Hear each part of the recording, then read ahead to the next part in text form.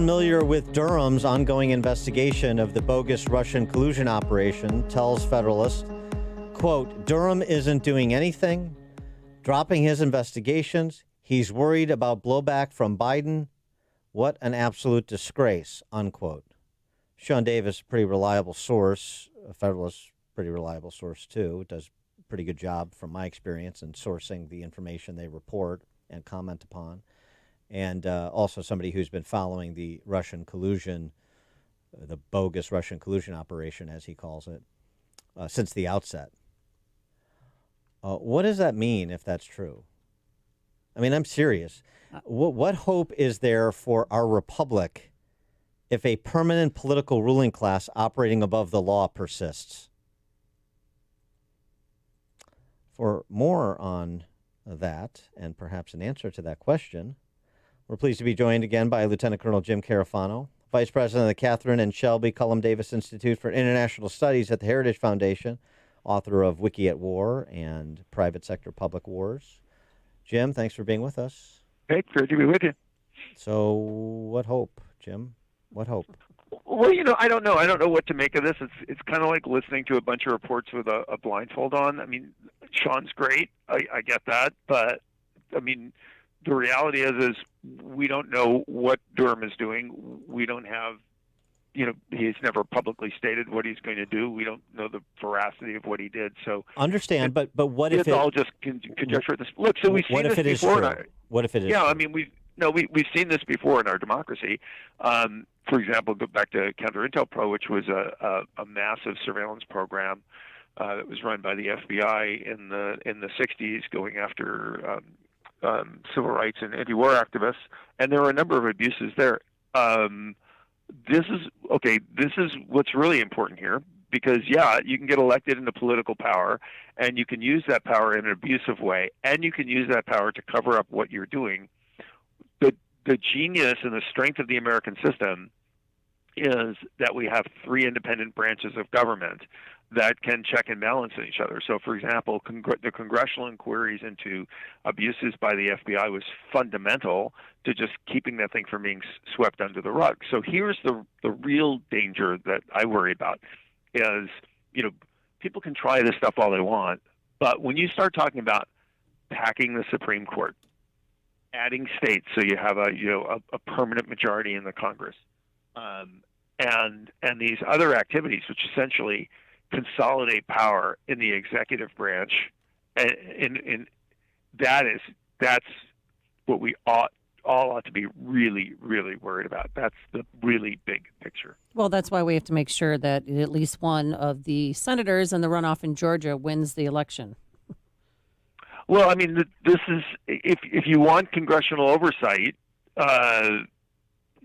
effective congressional oversight that doesn't come when it's controlled by the party of the administration. I mean, sometimes you can get good bipartisan oversight, but the record under the Obama administration was the president really used the two houses of Congress not as a check and balance or as a separate branch of government, but to really dictate his policies. And the leaders in the House and the Senate, particularly Harry Reid, they were just fine with that. And the people that are coming back in, they're going to have the same game plan. So when you talk about doing away with the filibuster, packing the court, adding states, that's really disturbing stuff. Mm-hmm. I mean, I take your point that FBI abuses have happened in the past. And government has been turned on the citizenry in the past, despicably so, whether it's during the civil rights era, as you point out, the war protesters, or more recently in the previous administration, the IRS targeting people based on their political and religious beliefs. It seems to me, though, the repetition and the institutionalization and the lack of any reckoning for those in power over and over and over again has a cumulative effect. So it's one thing to say we've had these problems before. It's another thing to say now what we've done is we decry those problems, or at least half of us do, and then nobody's held to account, and that permanent political class persists on. At some point, there is that breaking point. Well, I mean, so there's two concerns. One is the one that I just talked about, was essentially institutionalizing these practices, and the other one is essentially people thinking that, well, if we can get away with it, we'll just keep doing it. Yes. And so for example, I mean, the system was clearly weaponized against Michael Flynn. Now, maybe not in a way where anybody actually, committed a crime by the letter of the law, but it's indisputable that the going after Flynn was a political attack, and it's indisputable that dragging out the Russia probe was a political attack, and it's indisputable that the indictment of the president was a political. These are all political weapons that were done, and you get away with that because if you haven't, and we can debate whether somebody actually broke a crime with that, but if you can't prove that somebody broke a crime, and you feel like you're the Teflon Don, then the tendency is to want to go back and do that again and again. When you put the same people back in who ran that game plan, do you really expect them to do any difference? And the answer is we don't, which is why an independent judiciary and an independent Senate is going to be fundamentally crucial if we're ever going to stop this, what we've seen.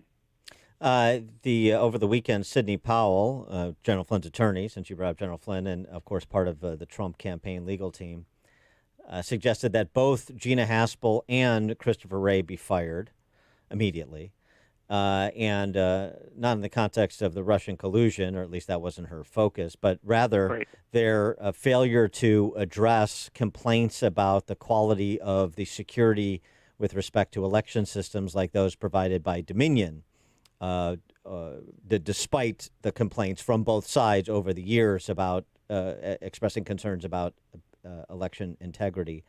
What's your reaction to what she had to say?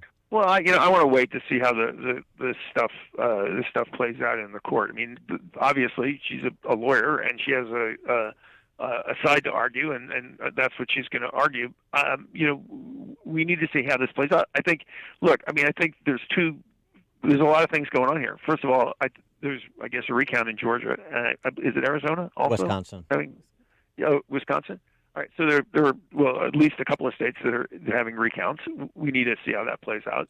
And there are legal challenges, and we need to see how those play out. I'm going to wait and see that. And look, I think people use a lot of different words, but I think it is perfectly legitimate if a candidate for an office, any office, feels the irregularities for whatever reason, for whatever purpose or function or motivation were conducted, which affected the outcome of the election, they have a legal recourse through both the states and the federal to challenge that, and trying to deny them that or disparage that before they've had a chance to have their day in court. I think that is an abuse of our notion of equality under the law and a system of ordered liberty. And Biden even said in one of the debates that he's not going to concede until the election is certified. And so I don't think Trump, and everyone keeps waiting every day, he's, hurting the image of the United States around the world by not conceding. He needs to stand his ground. No, I think he's respecting the rule of law, which is perfectly appropriate. And I don't think we're endangering the transition of the U.S. government. Somebody has served on a transition team and know how those things work. I don't think there's anything going on right now that's preventing us from effectively transitioning to another Trump administration or a Biden administration. And so Biden's been in D.C. for 40 either. plus years, and he's, he knows the ins and outs of the game. He was vice president for 8 years, for gosh sakes. No, look, most of what goes on now in transition, in any transition team, is really about putting your cabinet together. None of that actually requires you to be in any federal offices. It doesn't require anything. Just you getting your act together and getting ready to go and put people before Congress to get nominated. That's 99% of what goes on. And the other stuff is, they're drafting executive orders. But again, you don't need access to the federal government to do that. And indeed, even if you had access to the federal government, they're not going to do anything for you. You're not the president. All that happens when people get access to federal agencies during a transition, the federal agencies just tell them what they're doing. That's it. They don't take orders from them. They don't work with them. They don't help them because they can't, because they're not the president. So you said the right word. There's two ways an election gets certified. Either the electors come together, the electors or the states come together and they vote and they make a determination, or it goes to the House and the House makes a determination. Until that, nobody's certified as anything. Just going back to the this permanent ruling class that bothers me. The response last week from 16 assistant U.S. attorneys to Attorney General Barr's order to probe any legitimate claims of voter fraud in their states. That letter was sent on Monday. This response from 16 AUSAs was sent back on Friday saying there's no evidence of election fraud. A 4-day exhaustive search by these AUSAs. I assume it wasn't the United States attorneys because they didn't want to be fired on the spot, but the headline, top prosecutors say there's no evidence of election fraud. It's interesting. Attorney General Barr, despite all the qualifications in the letter about the prospect that it would overturn the election, about the need to have a high bar to open investigations, but to take a look because of the allegations swirling to enhance the legitimacy of whatever the outcome is among the American public, because that's important, that was received as that's political. This response from a handful of AUSAs is received as not political, number one, and number two, the definitive word on the topic. Yeah, well, first of all, I can't evaluate the response because I haven't seen it, but I would agree with you. I thought Barr's order was designed to reinforce the integrity of the American electoral system. It wasn't designed to undermine it. But look, this is something, that we have seen unbroken now for years, is you have an adversarial press which doesn't accurately report the news. We had a march on Saturday, and the report was white supremacists, far right extremists, and Trump supporters march in Washington D.C. Look, I was out Saturday. I walked around. I saw tens of thousands of people. When did you become a white supremacist? Well, I wasn't even marching with anybody. I was just we were going to the drugstore, but Sure we were walking around downtown, and there were there were Spanish people and people from Latin America and Asian people, and looked like farmers and stuff, but and a lot of people carrying Trump flags, but there may have been white supremacists in the crowd. I don't know that, but to essentially lead with that statement, leaving the impression that this was tens of thousands of white supremacists marching in Washington, D.C., what do you expect? I want to go back to the prosecutor thing, because this is a real issue. One of my colleagues in the Heritage Foundation, Collie Simpson and Zach Smith, have been writing about this, is this notion of rogue prosecutors, where George Soros and organized groups on the left have really broken the code on this about getting not the federally appointed prosecutors, but the elected prosecutors, getting in those races, getting people elected, and then having them in place not to oversee the law, but essentially to push a political agenda. So we've seen this, for example, in Portland and Baltimore and other cities, where they just don't prosecute the crimes that they don't think are politically correct. It's a real danger. It's a real thing. Rogue prosecutors. It's a real thing, and the media doesn't help, because essentially what they're doing is just picking sides.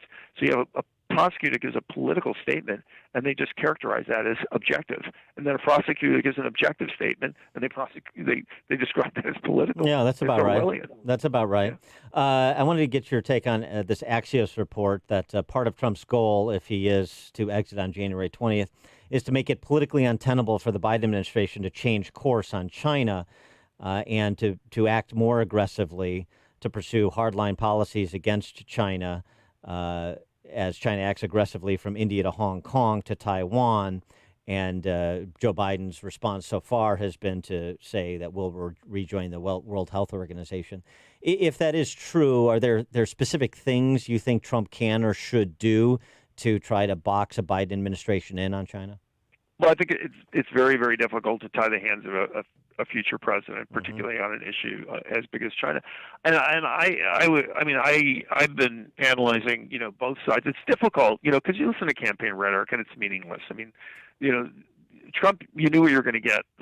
You knew what you would get in the second term, because it would be what he did in the first term. You can go back and look at the Obama record, but it's a different world than it was 4 years ago. So I don't know if that's a perfect exemplar, but under Biden, you would have the same team coming back who effectively, tragically failed to deal with China for 4 years. On the campaign trail, you have a bunch of blah blah, which really doesn't interpret as anything. So I find it very difficult to kind of divine exactly what a Biden policy would look like. But, look, we've already seen countries starting to hedge. We have a number of countries just sign up for a free trade agreement with China, which is nuts because it's the one country in the world that doesn't agree on free trade. So you already see, signs that people think, well, if it is a Biden team, we need to start hedging because we're not sure we can trust the United States. That's incredibly unhelpful. Lieutenant Colonel Jim Carafano, the Vice President of the Catherine and Shelby Cullum Davis Institute for International Studies at the Heritage Foundation. Jim, thanks as always. Thanks, buddy. Have a good week. You too, and he joined us on our turnkey.pro answer line. It's what Chicago is talking about. It's Chicago's Morning Answer with Dan and Amy on AM 560. The Answer. I'm Dan Proft. And I'm Amy Jacobson. And if you're a small business owner or you make the marketing or advertising decisions for a business, then listen up. Once again, our annual Food for the Poor campaign is underway to raise money to feed families in Latin America who are suffering because of the COVID-19 pandemic. Our friends at Food for the Poor are working with partners on the ground at feeding centers to provide emergency